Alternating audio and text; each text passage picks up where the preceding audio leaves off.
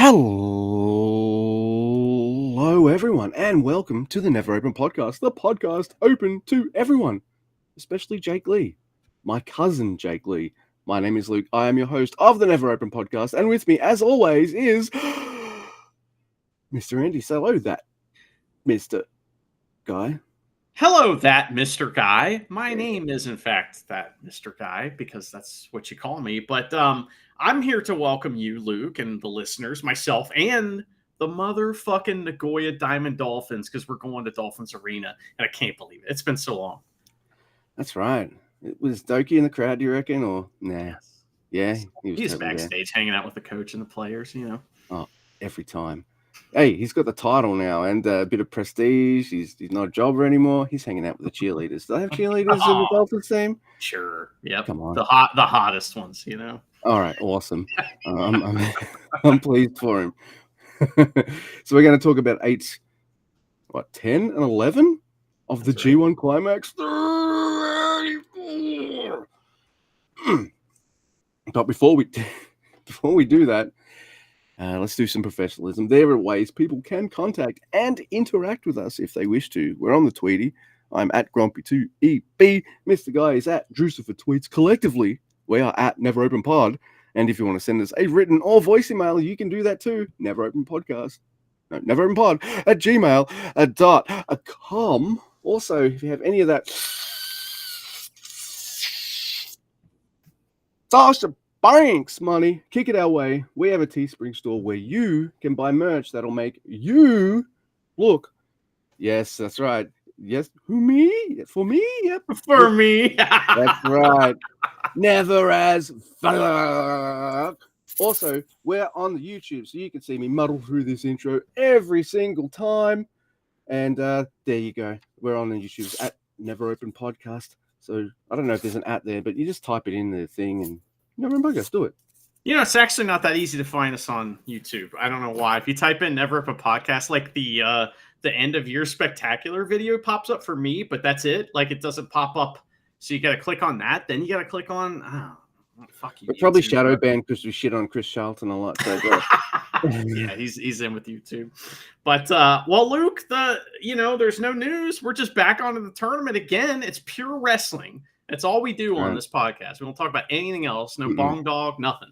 And so it's night 10, and one of our favorite venues ever is the Dolphins Arena. Now, usually this crowd is good, but I don't know what was going on tonight, but man, they were insane. This crowd was fucking bonkers, and I was so happy about it, man. There's something in the water at Dolphins Arena and at Corrigan Hall, and whatever it is, I like it.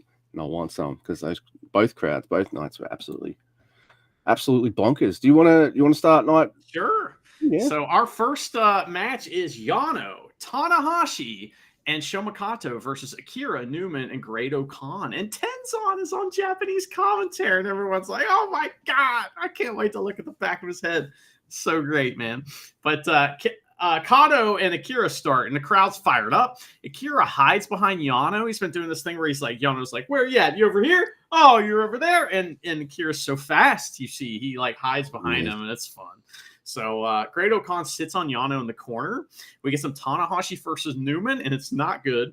And Tanahashi looking real rough on the show. I mean, like he looks fine, but his wrestling is like. I feel like the only times he's wrestling now are in these kind of tag environments. Yeah. He's a little bit too doing presidentially kind of shit to got maybe some rust going on there. But Akira and Shomakato get back in and wrap this one up. Kato tries to grab Akira, but Akira returns the favor. Tanahashi breaks it up. Fireball knees for the win. Yeah, this was fine. I liked it, but you know what I would have done? I might have gone Callum Newman and Murashima versus Great-O-Khan and Shomakato. That way you get a bit of a preview of the two Empire, because there's not enough Empire guys to do tags like this. Is there? There isn't. Because there's 4 of them in the G1 on different blocks. So like you just can't. There's not enough. And that would also mean more TJP. And we like his wrestling, but we're fine. All right. So next we've got Gabe Kidd and Jake Lee versus Tomoaki Honma and Shooter Umino. I have too many notes for this match. Why? Because it's fucking fun. I liked it a lot. There's Honma gets beaten up by Jake Lee while Honma's still in his robe.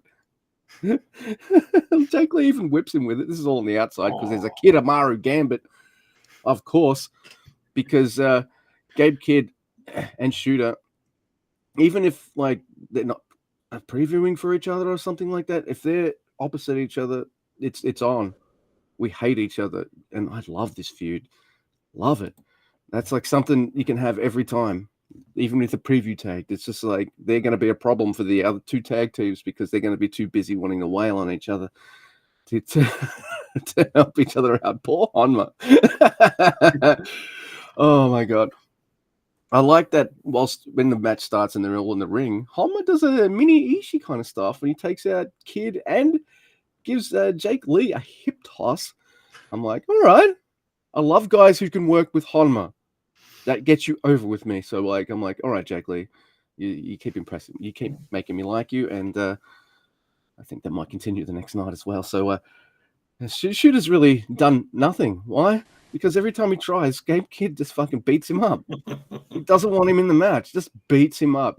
Shooter finally tags in, and there's a really cool looking exploder on Jake Lee by Umino. There's a Kokeshi and a Rocket Kokeshi for 2 on Jake Lee. Like, all right, he's bumping around a bit here today. For Honma of all people, so I like it. But Jake Lee, he chokes out Honma. I didn't even mention what Gabe Kidd did much of in the match. He pretty much just laser focused like an Ishii would on the one guy on the other team, and just did all he could to beat the shit out of him. There's a stare down. They're not even in a preview. Like Jake Lee and Shota barely touch because Kidd's just like monopolizing that time. Exactly. Walker says on commentary that this might be one of his favorite preview tags that he's seen thus far. Yeah. I kind of agree with him because of the size of the notes I've got here. Gabe Kidd and Jake Lee, they have a stare down, and they do the new fist bump. They don't too sweet. We are Wolf. We are the dogs. We are the Wolf Brothers. You are dog. I am dog. Yeah, for reals, dog. Not fake. Oh, yeah, that's true. That's right. But that was a lot of fun. I do like that Kid. He just like he gets the ref hands him his belt. He just dumps it and gets out of the ring, and he wants more of Shooter, and they start beating each other up. And then while they walk off, Kid's like, fuck off. And Shooter's like, you fuck off. Fuck off. You fuck off. Fuck off. You fuck off. It's awesome. I know you are, but what am I? That was great. So, next we had Shingo and Naito versus Taka and Sonata. And this fucking roof came off this place because Naito was in the general vicinity of the ring. And so Shingo and Sonata start the match, and LIJ, of course, team up on Taka and kick his fucking ass. Sonata gets his back in and tries the Paradox Lock, but can't get it on Shingo. This is a preview match for them. They trade Dragon Sleeper holds. Oh, I do the Dragon, but I do the Dragon Sleeper. So Sonata's doing really great, but then just decides to tag in Taka for no reason, who just gets like a little tiny bit of shit in, but then gets Rampage Dragoned to death by pumping Bomber on Taka for the loss. He lost, but Shingo won. That's true. That is what happened. All right, I have a nitpick. Hey, Naito, when you get tagged in, mate, can you be like, not inside the ring twice? You were just chilling out in the corner. Your foot was like, one of your feet was kind of in between the ropes. That doesn't. What is that? The ref allows this twice. It was Sakamoto. What's he gonna do? Yeah. You know. Besides, if he doesn't allow it, Naito's just gonna beat him up after the match anyway. Yeah. Like if there's ever a guy who doesn't get fines, it's Naito. Hey, Naito beat me up, and the IWGP are like, I don't think he tried any pins. He didn't try any pins, so it's fine. You know. No, it is fine. He knew the finish. So I'm like, I didn't watch this show live. So when I sat down and watched this, usually if I don't watch this live, I'll do the thing of how many preview tags are there? I saw there was 3. Oh, great. Awesome. And they were pretty snappy as well. Holy shit, we're already onto the tournament matches. We're starting off, of course, with Bolton Oleg, who's on 4, and David Finlay, who's on 6. And what happens here, Mr. Guy, straight away before the match even starts? Gabe Kidd. He's back. Not only is he back, the crowd's like, oh! They get to look at his back of his head and Tenzon's. You mentioned this a few episodes ago, but I don't think I've ever heard the Japanese crowd go, oh, for someone on English commentary before. Gabe Kidd's the first and only time I've ever heard that, ever. That's fair. Yeah.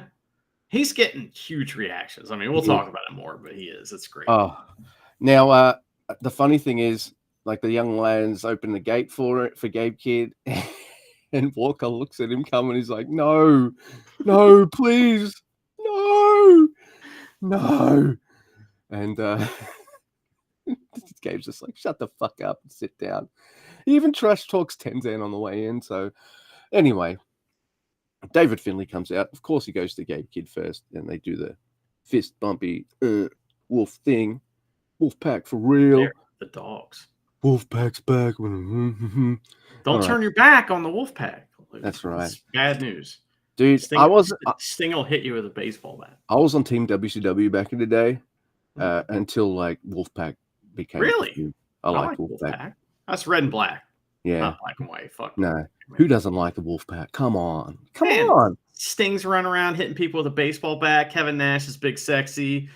You know, Conan's like Arriba La Raza. You know, what else you want? Arriba La Raza. Holy shit, I remember that.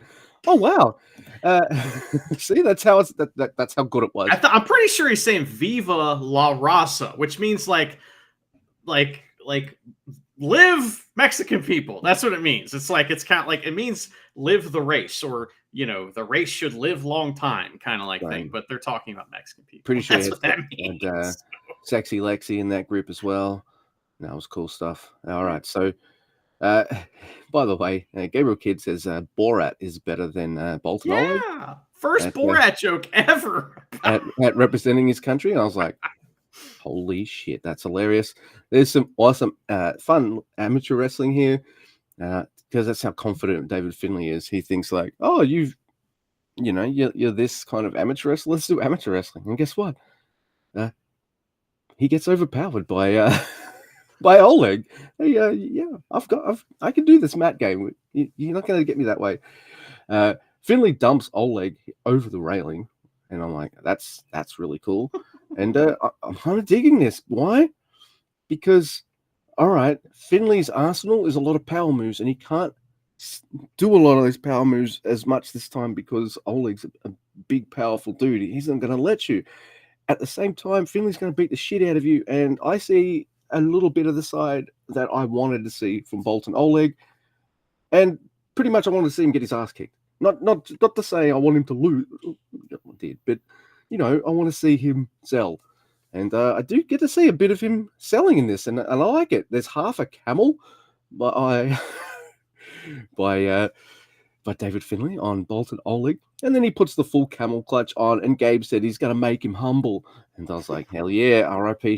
Sheik there. I like that a lot. Oleg, he starts striking Finlay, and Walker says, you don't want to be on the receiving end of that, and Gabe's Kid says, shut up, you don't know what I like. Absolutely fucking incredible. I don't think he ever calls David Finlay David Finlay. It's Boss Dog. Boss Dog the whole time.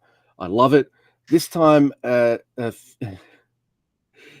like that Finlay can't use all of his power game. He has to find other ways to grind Oleg down as much as he can. But Finlay, like a douchebag, he does the "you can" and gets a one, not even a 2, I think it was a 1 or something like that. But there's a standing "you can" by Oleg. He doesn't do the walk or long close. It's just like a standing one. I was like, all right, that was fucking good. I like that. But when he goes back to the "you can," and like maybe this is the greenness. This is maybe as he matures as a wrestler, he won't go so far to the ropes next time he gets to do the "you can." Now he knows he can do a standing one and not destroy himself. So because every time he goes close to the ropes, they'll either grab for it or it helps him slip out. And he does. And there's a power bomb by Finlay. I think one of the few he hits in this whole match, and an overkill by David Finlay, and he's on 8 points. Oleg on 4. I liked it. Yeah, that's fun. There was the added layer of the Finlay roll being, you can't. It's the same move, right? So Finlay even hit it on Boltin Oleg because it's his family's move. So fuck you, Boltin Oleg. So that's another reason why it didn't work on Finlay as well, because he knows that move in and out because his dad invented it. So, there was that a little bit. Also, as you were talking, I was just thinking to myself, are we going to get like second rope you can't? Are we going to get like top rope you can't from Boltin Oleg when he has to bust out a super finisher one day?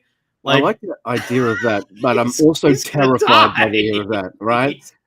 Like, just do the standard you can. Like, even just the non-running one first. I was just like, that's impressive, but like, hey, look, you're a big dude. Why don't you do a suplex? Yeah. Stay in the mat, you can. Go on the top rope, you can't. That's just the way it works. So, anyway, next week we have ELP versus Yuya. And Gabe Kidd sings a disgusting song about Giotto being bald.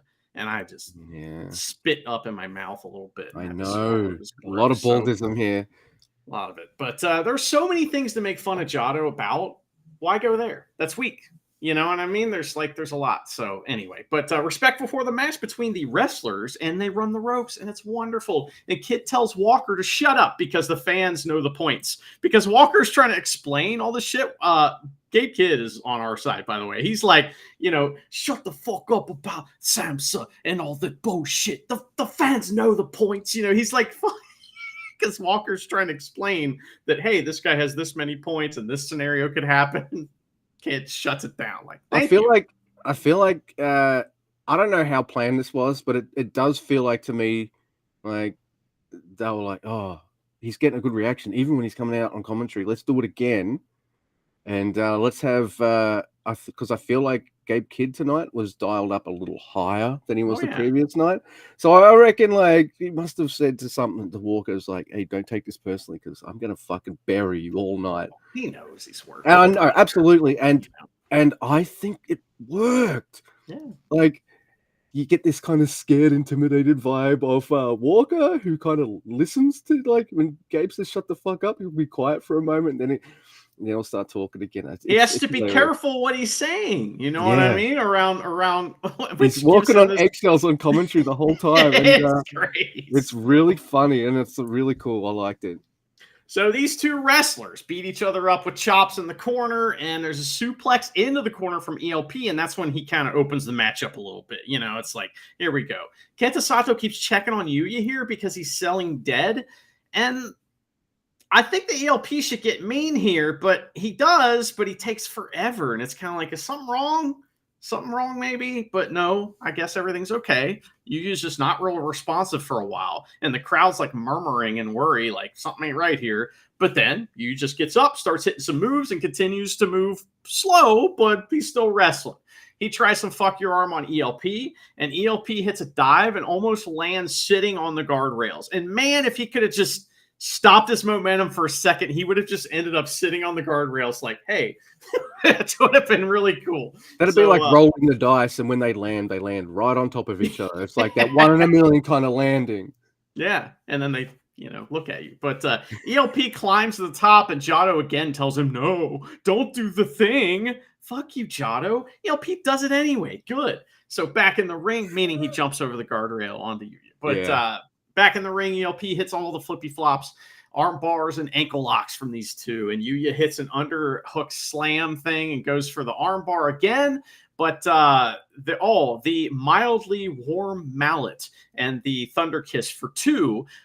Gabe Kidd corrects Walker, who calls the mildly warm mallet the burning hammer. And he's like, that's not burning hammer. Like that. I'm like, yeah, it's not. And he even like kind of likes like, you wouldn't know because you've never been dumped on your head, but that's not a burning hammer. So that was cool. But anyway, but my mildly warm mallet joke landed mildly. So anyway, core reversals lead to a suplex war. Right, instead of the burning hammer, mildly warm. Okay, that's funny. I'm stupid. Not the jokes. Joke wasn't bad. I'm bad. People listening to that are just like, yeah, I see what you did there. They're like, oh, that Andy, that Mr. guy, he's so funny. It's gone over Luke's head again, hasn't it? They send me those messages all the time, and I open up and I go, oh, for me? Like that. So ELP hits a lariat, but runs into a big drop kick, and they're both dead.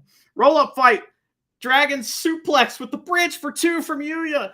Deadbolt, but ELP rolls on top of Yuya, gets the pinfall victory in a cheap way. But he has 4 points now, and he seems very happy. And Yuya has 6, and that's good. I thought this was like ELP doing his Robbie Eagles finish right here, because that pin at the end is very, very Robbie Eagles kind of like. I was like, all right, I'm allow that. Like fold the guy in half kind of thing. Yeah, and then he got off his feet too, so put even more kind of pressure on him. And I'm like, that's really cool. If you can get a pin like that on and put, it's like an extra stank pin. Like I thought, smelled very bad. Yeah, that's right. I wonder if anyone's ever been rolled up, and as they're being rolled up, yeah, I mean, yes, must be a million times, right? I've heard stories. You know, don't you know about the muffler? You ever heard about the muffler? You know what that is? Look that up. If anybody's interested, learn what a muffler is in the parlance of wrestling. So maybe one day I'll tell everybody. All right. If this wasn't a fucking G1 show, I'd ask you what the fuck. Yeah, this is why you want to listen to Never Realms, because you might hear stories about what a muffler is. So. Oh my god. Okay, so next we've got Hinare, who's on 6 points, versus Jeff Cobb, also on 6. We have Marty Asami out. There's a respectful nod between both men. I really like this match. The only thing that kind of holds me back on it a little bit is me knowing that New Japan's always been really sweet on Cobb, and they like giving him lots of points in the G1, even if he's not in the finals or whatever. So I was just like, oh, no, he's losing, and I don't want to see my never champ pinned. But at least this won't, and especially pinned by a guy that's not going to lead to an awesome feud, because I really like these two in the ring. This is what you get. This is the sort of the junior heavy match. So what I mean by that, listeners, I think Andy knows what I mean. When you got a junior match that's got a short amount of time, you ain't going to get selling. You're going to do lots of flippy dippy flying stuff. You're going to get your shit in pretty much. But it's the junior version, so that's they do a lot of moves. Flying. The heavy version is power moves. There is a surf haka by Jeff Cobb on Hinare, and he's probably the only wrestler who could probably get away with doing that. But so it's like, okay, that's kind of funny, but like, I'm not sure you can. All right, I'm sure Hinare's fine with it. That's all right.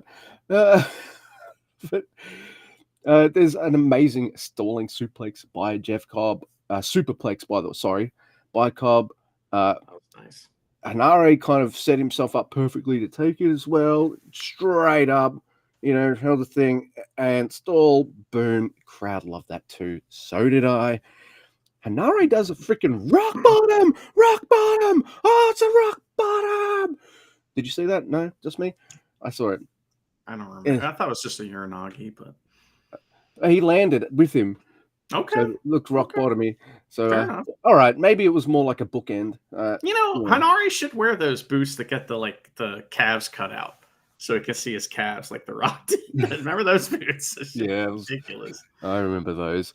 Oh my god! All right, there's a nice little touch I like that I noticed several times in this match, and it's when one of them goes to do a power move on the other. The other guy realizes they've been caught and they're about to get suplexed. Like, oh fuck! Oh shit! Because they know they're getting smushed, and I freaking laugh every time. And so this is like an amazing match with power moves. Both men, they do. There's some strikey stuff, sure, but it's lots of suplexes, power bombs, shit like that. I'm fucking into it. The only thing is a little strange, and maybe you can clarify it for me. The ending, no. You shake your head, no. I can tell you what happens. You tell me what happens from your point of view, and I'll tell you what I thought. All right, I can tell you, like, all right, takes a move, and he's kind of out of it, right? and then he just jumps into Cobb's arms for a tour of the islands. 1, 2, 3. So like Hanari's down on the ground, and it's like supposed to be this moment where they're gonna like, you know, do crowns up together, but Hanari makes a gesture I can't make out. I thought it was the double birds. And so Hanari does the crowns up back, and then they look at each other, and they were supposed to go right then, but they don't. They just look at each other and go, oh shit, we were supposed to go. Let's go now. And then they go. And so it looks weird because there's like this weird hesitation here. Like they didn't go when they were supposed to. And that made it look like Hanari was like, wee! It just jumped into his arms. It did a little bit. It did a little bit. It was a goofy finish. Look, it's not even the worst finish I'll talk about over these two nights. It was fun. Like it didn't take away from the match. I kind of knew Hanari was not winning, so I'd already had myself kind of set up for that, which allowed me to just like enjoy two big guys throwing each other around. It's fine. They've both got titles. They're both awesome. They both respect each other. I'm like, I'd rather Hanari win because he's got my title, and my title's more important than that fucking 15-minute TV title anyway. But that's just me. Of course, I'm gonna always put Hanari and never champ over more. But that's just how I roll. I'm invested. It's Hanari's birthday yesterday, so happy birthday on the Twitter, and he ignored it. But he wants us to join his like man shake seminar or something like that. So, but Cobb has 8 points now. Hanari has 6. To me, a man shake means something you do in private with a bucket tissue. Well, I thought that match was cool. Honestly, I was a little disappointed by it. Just a little bit. You know what I mean? No big deal, but just a little bit. But you know what I wasn't disappointed by was this next match that was just off the charts good. And I don't know why, but it's like, I don't know. It's Takeshita versus Goto. Now, we had that like preview tag before where Takeshita was kind of worried there at the end. Goto just fucked me up. Maybe he can fuck me up again. I better pull out the big guns. So that's kind of what the plan was here. So immediately, as soon as this match starts, the Goto chants are out of control. And this crowd is loud. So loud. So Takeshita gets the first advantage, hits his flying lariat. They fight up the entrance ramp, and there's a DDT on the floor from Takeshita. And Gabe makes fun of Walker because he probably watched SummerSlam, according to Gabe Kidd. and Walker's a little quiet or something about it because he probably did. That's his great timing too, because if he watched it or not, he was going to be like, well, absolutely. But I think he's a big nerd for wrestling in general, like no matter what it is. So I think he watches a lot. So he may have watched it with Gabe Kidd. So I don't, right? You know what I mean? But exactly. Gabe Kidd calls him a nerd as well. It's great. So, oh man, Takeshita hits the apron elbow thing and tries a count out victory. Goto's in at 16 because he's not going to wait till 19. He's strong. And he receives some kicks from Takeshita. They get in a big strike battle, and Takeshita outclasses Goto, of course. But Gabe Kidd says Goto, his honor is in the toilet with Yoshihashi. But he changes his tune a little bit later. We'll talk about it. So Goto uses the misdirection thing to finally land a lariat. He runs through some of his offense. Big man Rana from Takeshita, followed up by a big man Tope Con. And these guys trade big moves, leading to big double downs, as you expect in a match like this. Big strike battles, all that kind of stuff. Takeshita hits 2 monster elbows and a blue thunder bomb for 2. They fight up to the top rope. Goto with a top rope code red. And Gabe Kidd's like, okay, Goto, okay. And the crowd goes bonkers. I thought that was in character as well. He's burying Goto, then he does something and he's like, oh, all right. Bit of respect in his voice. He's like, oh, we're seeing something. And he starts to turn on Goto here, turn on Takeshita, because he's like, that's the DDT guy. You got to represent New Japan. So I'm rooting for Goto. You know what I mean? That's kind of like his logic. To me. That was great. Oh, it added to it big time. Yeah, it's great. The crowd's going bonkers. But Takeshita's like, well, fuck this shit. Bastard driver, followed up by the monster wheelbarrow suplex. Dude. Like, what is happening? So that shit was awesome. Goto gets a desperation lariat, and they're both dead. The crowd gets even louder. It's like a Dolphins game there. It's crazy. So GTW from Goto for 2. GTR, but no, Brainbuster from Takeshita. Goto hits his old finisher for a very close near fall. Goto headbutts Takeshita before he can hit an elbow, and Takeshita slides down, revealing who gets stuck. They like hit each other, and you're not sure who hit who. And all of a sudden, Takeshita just kind of falls down like a fucking samurai movie. Yeah, you know? it's like samurai's one pass, and right. suddenly, like the guy's just falling in half, like a 5 second later or something. Yeah, absolutely, it was awesome. That was so dope. And so that moment allows Goto to hit the GTR. He wins, and I mean, massive crowd reaction for this. They're both on 6 points. I mean, the crowd made that really something, but the wrestlers obviously. It wouldn't have happened without them too. Well, one of the wrestlers. Goto. I do believe you shut up because I do believe you messaged me saying, "Where has this bit Goto been?" And I totally get it. Like, I love this match. He's been in the toilet with Yoshihashi. Well, the finish. What I like about this is Gabe. He might change his tune, but he feels like he stays in character because, like, he look. He hates Goto. It's fine. It's never going to change. But Goto's representing New Japan. This other guy's DDT. He's like, fuck DDT. This guy's representing New Japan. If he doesn't win, he's a bitch. And so, and all this kind of stuff. And I'm like, yeah, he is. All right. I think I'm going to go for Goto too. But that's how so the crowd adds to this. I think the commentary adds to this because they turn it into this really fun story of DDT versus New Japan. Like, I don't know, but that's how it feels. And then both wrestlers just crush it. Like fucking top rope code red. Like, what are we doing? And also, where have you been, Goto? Like, if you want to drop, I like Yoshihashi. I think it's been well documented, even though I give him a lot of shit. It's all terms of endearment. Come on, I love it. But if Goto's going to pull out shit like this, I will drop Yoshihashi like a sack of shit and just if this is his kind of last big major hurrah or something, man, look, don't worry about Yoshihashi and just go for it before you know. He might go deep in the tournament. He may go to the finals or something. We'll see what happens. The crowds would go nuts for that. You and I might not go nuts, but if he's going to pull out matches like this, we're going to lose. Yeah, I wasn't even mad that Takeshita lost. Like, I was just like, man, Goto earned that. Just like I feel like Gabe was like us when Gabe was like burying Goto, and then he was like, "Hey, I see what you did there. All right, let's I'm on your side now." Yeah, awesome stuff.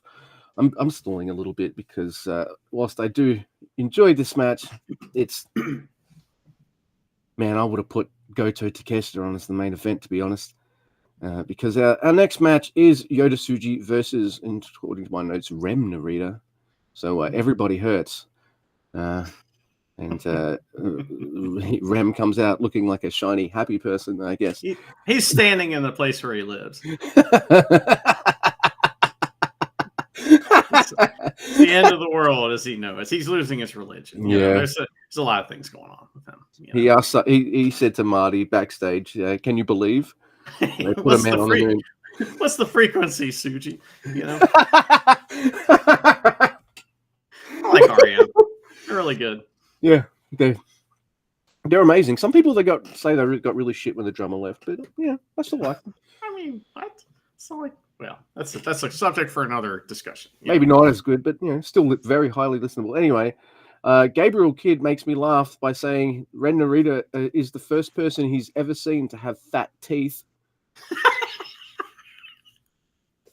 That makes me really, really laugh. He's got veneers, I'm pretty sure, right? I mean, those are not real teeth. That's just either that or he's got like just teeth colored, like what is it? A veneer? Is it like a mouth guardy thing? Yeah. Well, a veneer's fake teeth, Right. Or he's got yeah. Man, he looks like it. Yeah, maybe that's part of his heel stick to look like a total douchebag, and he's got those. Man, it's all part of it, man. It's all part of the package. This match is fine, but I feel like I just watched. It's another one of those cases where the semi-main event just was like, because we get it's just a fun match. It's a good time. It's Yoda trying to battle against Ren Narita and all this cheating and all this kind of stuff. I do like that. I don't like that Red Shoes has started to get into people's faces and ask the question. Some motherfucker's not getting on the bus. And you know what? I think Marty would punish both. You know, not just Red Shoes. He'd make Shooter Umino sit out as well. That's right. You're both walking. Yeah, they're like, cool. We got a car. Fuck you, Marty. We Yeah. never ride the bus anyway. That's right. So. It's the kind of car that Yo wishes he had. You know, so he could play his music and all that kind of stuff and take as many toilet spots as he want. I'm sorry. I just feel like I watched a Goto match that blew my mind, and I'm watching this, and it's just there. In fact, Gabriel Kidd sums this match up perfectly for me on commentary by saying, "Hurry up, I need to waz." Wow. He kept asking for drinks all night too. He's like, lemon sour. Who gonna bring me a lemon sour? He also has been claiming all night that he taught everyone the moves that they're doing. Like everyone in his generation, yeah. In this match, he's like, you know, I can't remember which one of them was doing a Boston Crab, but he's like about to say something like that. And Walker's like, "Are you about to claim that you taught them Boston Crab?" And he's like, "I did." And he's like, "Don't talk to me, you rat." He's like, "You mean you tell me you taught him a Japanese fundamental wrestling hold?" And he's like, "Don't you fucking talk to me like that." Oh, so funny. You talk to me like that again, Walker. I'm gonna. All right, you shut. You whacker. What's whacker mean? Waka flocka flame? Maybe. I don't know. Wanker. I thought I was calling him a wanker. Yeah, but I didn't hear an N in there. It just sounded like whacker. He was calling people all kinds of weird names that were like probably some kind of mix between Japanese and English. Like he kept calling Bolton Bojin, which I don't get it, you know, but he thought it was so funny. Meanwhile, everyone who takes all the stats and fucking watches every single backstage comment and just analyzes this shit knows exactly what he's saying. But we're just like, huh? Yeah, because we just like to watch the shows. But look, it does end with a move that they gave. It's like, what is a Gene Blast? He knows what it means. He's trying not to really say it. It means something else in England or something. But there is a Gene Blast on Ren Narita, and they're on 6 points each. It was fine. I think I spent most of my review talking about other stuff. I guess that goes to show what impression this made on me. It was good, and the show was good. The crowd made this match awesome because they went nuts for everything, but they were louder for Goto. So you're right, you know. But that was night 10, you know. So I say we move right on to night 11, which, by the way, was free on New Japan World and is free on New Japan World. So if you choose to, watch that, you could, which does explain a little bit about how the show goes because it's at Kurgan Hall. It's sold out. So is tomorrow's show. And I was watching this in Japanese, which was great. I reckon you started in English, and right after the theme tune, you heard Chris Charlton, and you skipped. Right? I saw where it was at, and was like, nope. You knew already, right? I'm going to put him over a few times this show, actually, Mr. Charlton, because I don't just shit on people blanket, like, just blanket shit. You know what I mean? Like, for like something people do, I'll mention this stuff. I'll start this time because you started last show. Yes. By the way, these tags. This is the smart move, right? Look, do your traditional New Japan-y kind of New Japan stuff with your preview tags and stuff, like 4 or 5 of them, maybe on a non-free night. On your free night, have those tag matches, and guess what? Have everyone quickly get some really cool shit in. Doesn't matter if everyone wrestles as long as there's a nice, snappy, cool moment. All the 3 preview tags do that. And then boom, we're already into the tournament matches. And I feel like if that's what that's what the free show should do. Here's a quick intro for all these guys, and boom, here's what you came to see right away, like almost. So if you're going to do, like, I don't know, I'm not saying they needed a previews like that every time, but I kind of liked it. But the show is fast paced and it went by fast because it was short too. Yeah, which was helpful. So I see that New Japan Pro Wrestling scheduled a murder for the first match. It is Murashima and Shomakato versus Bushi and Yota Tsuji. Why is it a murder? well, Bushi hates young lions. In fact, the commentators are mentioning that Yota Tsuji's like sort of a little buddy with Kato, like What? something like that. And so that little bit of commentary totally explains why, out of both the young lions, Bushi hates Shomakato more. And by the way, I love that the young lions attack with double drop kicks first, because they know Bushi and Yoda are about to kill them. Their only chance. That's right. Murashima doesn't even do that much in this match, and that's very rare for a young lion match where both young lions don't get kind of like the equal amount, because Murashima's taken out and Bushi brabs Shomakato in half. In fact, by the time Bushi kind of rolls back out of it, like does a back roll out of it, which makes it look like he broke. It felt like a reverse back breaking of like Bane and Batman or some shit. Yeah. That's some like Bane shit right there. I was born in the dojo.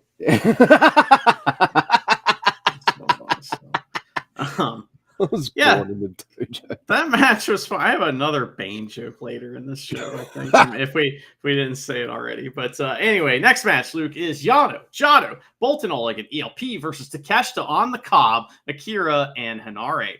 Cobb and Boltin start, and Yano tags in and tries to get destroyed. Oh, it gets destroyed immediately. ELP and Takeshita face off, and the crowd goes nuts for that, right? And there's some like talk about tables. They're looking at each other. They're like, we know this is Marty's job, but also apart from that, you put me through a table. Remember that? Not doing that this time. So that's kind of the talk here, which is fun. Boltin runs into the middle of this match, and we get dual gut wrenches. Him and Cobb are both gut wrenching everybody, which is fun. So this match is wild. Ultimate exodus on Jado, who had tried to hit another green killer on Hanare, and Hanare's like, So ELP shows the catch to the table, like I said, and was like, bro, not put me through one of those. Marty's watching from the back because that's his job. So Hanare's like, I let you do green killer on me once, and the Never Boy said, nah, don't do that. So you're getting ultimate. Like, yeah, that's right. Doesn't listen to what we say. Come on. But what do you think about calling this tag team Renamaru? I mean, let's do it. It's like Benifer, Yeah, Benifer. Oh my god. All right. That's what you compare it to. Brangelina. Right. Yeah, see, same thing. There we go. All right. So next we've got Taka Michinoku and Yuya Uemura versus Ren Narita and the complete son of a bitch, Yoshinobu Kanemaru. This is another short match, and I think you and I spend most of it going, hey, Yuya's facial hair is really bad, isn't it? I'm like, yeah. Ren's is so much better, and I think I said something like, yeah, Ren's facial hair makes him look like an asshole, and it's perfect because he's in House of Torture. So that's true. That worked amazingly well.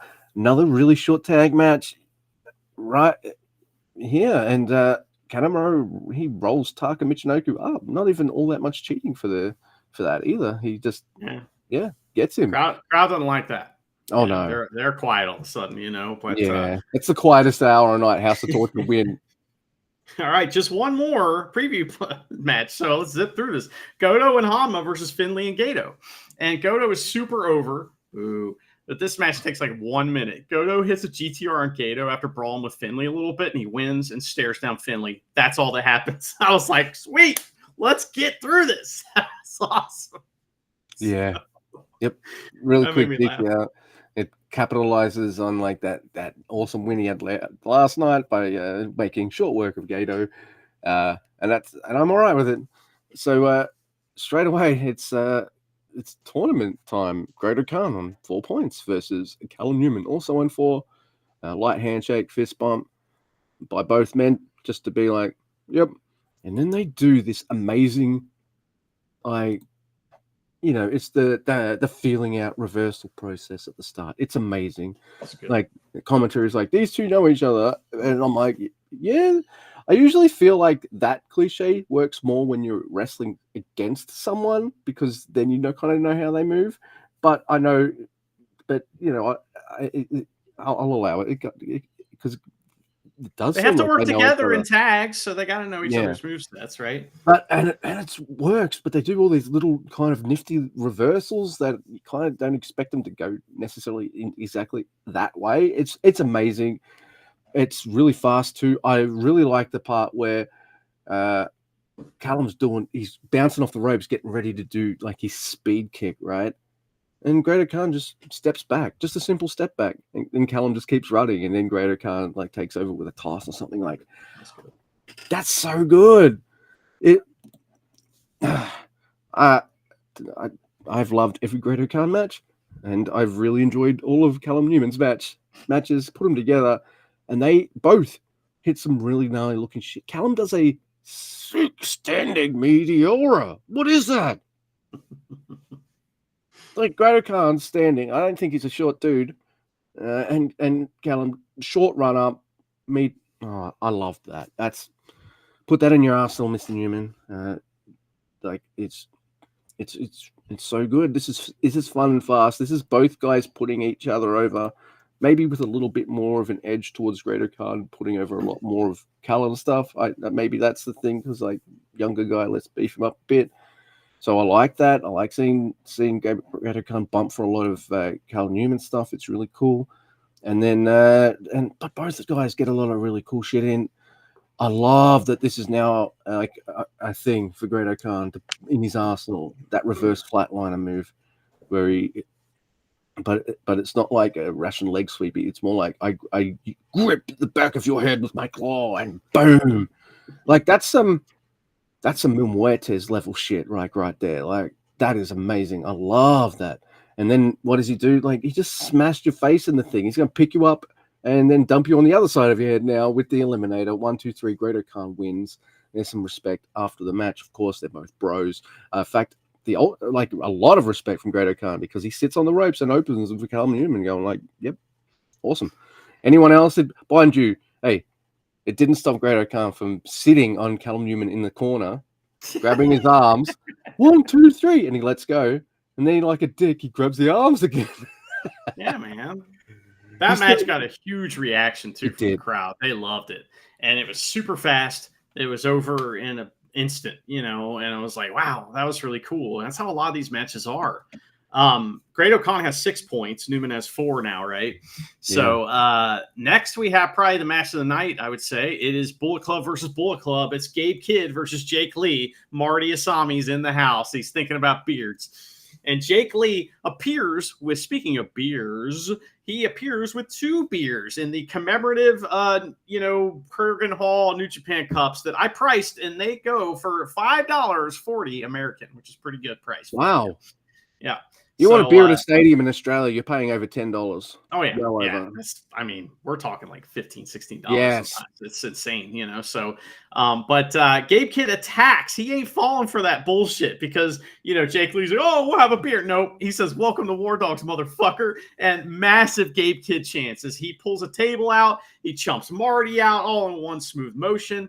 Jake uses a chair. And they might, and they fight into the crowd. Jake Lee hits the knee lift on Gabe, and he gets a massive chant. Gabe does so, and then Jake does. Finally, they get in the ring, and Marty says, "Okay," and the bell rings, and everyone's like, "All right, let's settle in," And they do a bunch of big moves, and like Gabe Kidd gets a huge chant for kicking out of a choke slam. Like that's what's going on here.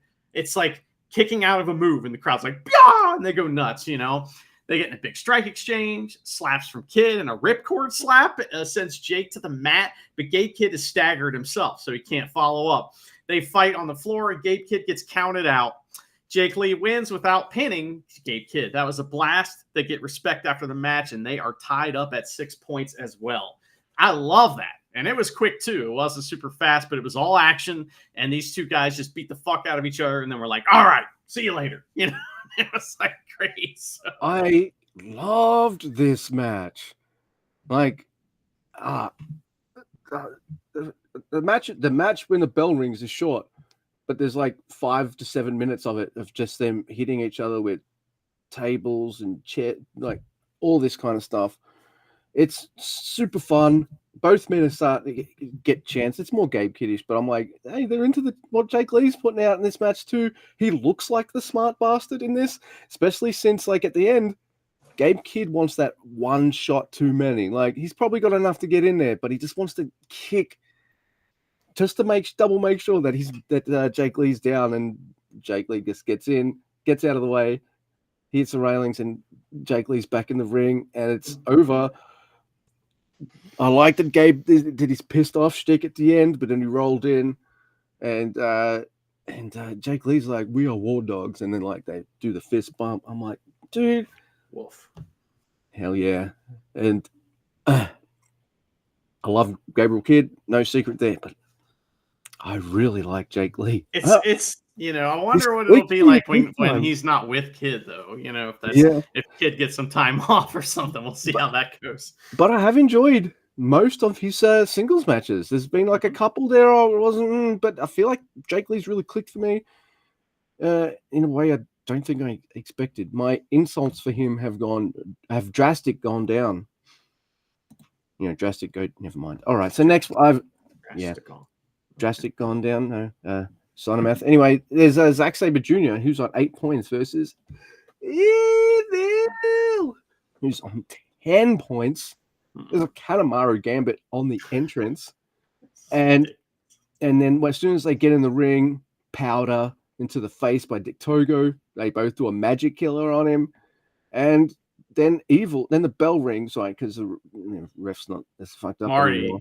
Okay. Yeah, okay. He doesn't even notice the powder in the air everywhere. No. He should have gone to Specsavers. I don't know if you have those commercials. They're fucking annoying.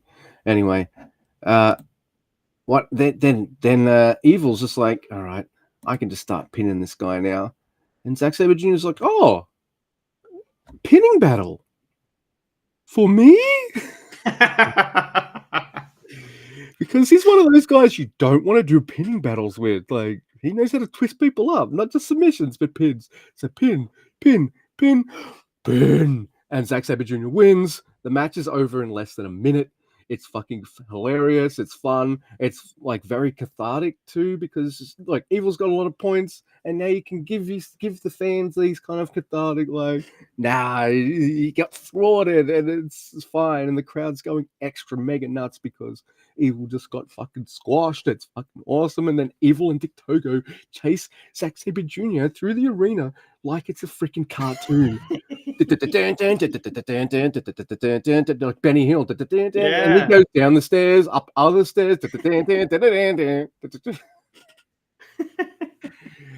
Yeah, and those guys are evened up now, so that's a good thing, right? Absolutely.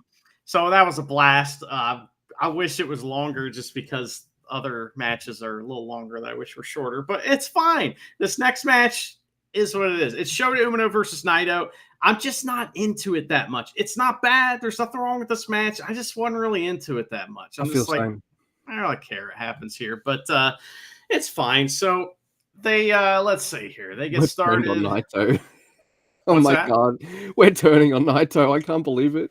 He wins too much. But Shota just attacks Naito, of course, and it's like fuck your neck the match. He does the apron DDT, and this is fun because Naito does the Kikitaru cell where he just stays in the ropes upside down and doesn't move, right? And so that allows Shota to come over, hit him with a DDT on the floor, and he tries a Death Rider, but Naito was born with a broken neck, you see, Batman. And so it's fuck all necks, right? So Naito slows the match down to a crawl, and it's all fuck your neck. He keeps the leg Nelson on for like 3 minutes, and it's like, ah! So it's just jarring after all the fast stuff going on. This is jarring a little bit. It's fine. I'm not mad at it. I would enjoy this maybe on a night that had more slow-paced matches, but there's a desperation Blaze Blade for a double down, and Shota gets a package driver thing for 2. He starts smiling through the pain, which is kind of cool. Blaze Blade, underhook front slam for 2. Terrible finish where Naito turns a botched Destino into a botched roll-up and gets the botched win. So it's like we always say, well, don't get up and do the same move again. But in this case, it's like they should have, because it could have been like, oh, that first Destino was fucked up. Let me get you up again and hit one more just to be sure. But this ends up kind of burying Shota just a little bit, and I don't really like that. Bad finish. Okay match. Naito gets 8, and Shota now has 6 points. Yeah, you put it perfectly when you said they should have done it again. They should have had Shooter should have kicked out, and then they go up, and then they do the spot again. Instead, it turns into a sloppy roll-up. And yeah, we've been a bit like that with Naito matches, haven't we? Yeah. So unlike the previous night, this is a night where I think the main event is better than the semi-main event. In fact, whilst I think for me, my mileage, it was Jake Lee and Gabe Kidd who stole the show. I really like this main event. It's good. Not only do I like it, Sonata lights up in a way he didn't quite for Naito, and he didn't quite do for Evil. And it's for Shingo. I think Shingo had also said that, like, you're alright, dude. I like you, but you're a shit wrestler. So there's a bit of that going on as well. Like, oh, you all right, okay. So I thought this match was fucking amazing. Shingo is my favorite wrestler. I think I've now said that every episode, I guess. He is. He's the best. And I've been a bit iffy on Sonata this tournament. He's had some good matches, yeah, but I don't think has he. Oh my god, we still got the Zack Sabre Jr. match to watch, haven't we? Oh, that's gonna. Yeah, that'll be. That's fantastic. a marquee matchup for me with Sonata. Him and Zack. Oh, okay. So, all right, but this to me, I think, is a little bit more what I wanted when Sonata wrestled Naito or Sonata wrestled Evil. That's good. Because these guys just fucking crunch each other. Shingo's just like, you ain't shit. I'm just gonna just kick the shit out of you. And I see things I don't see that often. I see like Sonata kicking out at 1 and going, ah! I'm like, face moving. Yeah.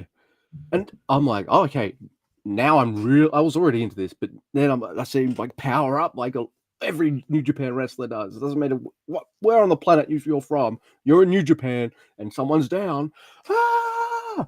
Is a staple. Even Honma does it, you know. Yeah, right. And he's like,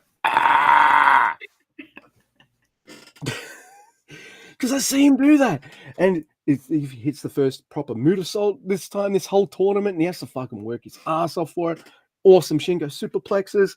I'm getting all the moves that I like, and I like Sonata's arsenal. I like Shining Wizards and all this kind of stuff. I like all of that. And the reversals are fantastic. The Made in Japan is incredible. This is their first singles match. Ever? Yeah. Really? That's surprising. Wow. I'm not sure if it's ever, but it has been their first singles match since they have left one of them. They switched teams and stuff or something like that. I believe that's what one of Chris said. That makes more sense. Yeah, so they haven't locked horns that often in singles. Tags, of course, but they haven't locked horns that much in singles. So the fact that that's a thing. See, I guess these guys would have worked with each other so many times. They kind of know each other.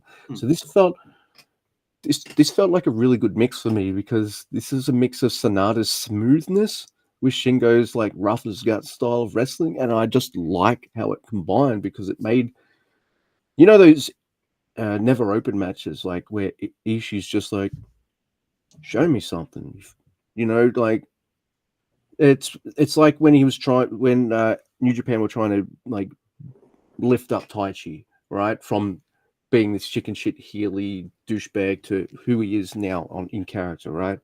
And a lot of that stemmed from like Ishii going like, come on, show me something, show me your spirit, and all this kind of stuff. And it fucking it worked. Like it helped. Yeah. Anyway, this is what it is this is how it made me feel with Sonata. He's emoting. He's into it. He's fucking. I'm like, this is the best Sonata I've seen since he lost the title. This match right here for me. Wow. Okay. This is this is the best he's been without Taichi hanging around him, I think, since he joined Just Five Guys. And I mean that, like, big compliments. I love this match, not just because it's a Shingo match, but when I like Sonata, I felt like Sonata for me is maybe a bit go-to-ish. I'm like, whatever. But when Sonata's like on, and when he pulls out some awesome shit, like, I'm there. I also like how Shingo takes the dead fall. Like, he got caught by surprise and it killed him, because no one sells as good as Shingo, except maybe Ishii or something. But and it's nuts. I love the finish as well. I'm never mad when Shingo loses. I don't know why. I just want to. He's the only guy I think I'm like that with. All the other guys who are my favorites, I'm like, they must win as much as I want them to. Whereas Shingo, I just want to see him do his thing, and I did. This match was fucking awesome. Maybe it's because this, I don't know, Jake Lee and Gabe Kidd feels a bit. It felt very different. Like, we're not going to see that match much, because Jake Lee's probably going to go back to Noah or something like that. Or if he's not, they're both in the same team, so that's not going to be a match that happens much. This Shingo versus Sonata is a match that can happen a bit more often, and I want another one, please. Make this a bit of a feud. Don't worry about feuding with Naito. Feud with Naito's friend, please, Sonata. That's because cool. I love it. Yeah. I think one of the reasons this ends up being good, too, is the right person wins. Because Sonata should win this match, right? I mean, if he can't beat Naito, he can at least beat his friends, right? I mean, he's supposed to be the top guy in Just Five Guys. Let's let him win some matches, Absolutely. So it was good to see him get the win here. He gets 8 points after this, and Shingo's at 6. We're getting down to the nitty gritty, I really like that main event. I like that show in general. It's just that one, there were parts of Shota and Naito that I was just like, but other than that, this show moved for me pretty quick, and I really liked the main event too. Yeah. It was a great time. Both nights had at least one weird finish. But other than that, especially the Korakuen Hall show, I can't believe how fast that the show was. And even if the match was one of the more, I think the only match I feel like dragged a little bit was the Naito match. Yeah, I agree. Especially since Shooter comes out hot for that, and starts, hitting his offense. I like some of that. One of my favorite striking moves, Naito does it. So I've grabbed your wrist, repeated shots to the neck and shoulder. That's one of my favorite strikes in wrestling. I get a lot of that. Looks gnarly, especially sometimes Naito does one of those neck moves, and he just gives a cheeky little fucking glance over at Red Shoes. My funniest thing for me was Naito at the end making Red Shoes raise his arm, because he's been a fucking total trolling dickbag about it. That's why we love his character and stuff. But yeah, it wasn't my favorite match either, which is a shame. Man, if I think we're not just, the future's coming like really fast now, and I feel like we're seeing it because, like, the future, these young guys, they're crushing it.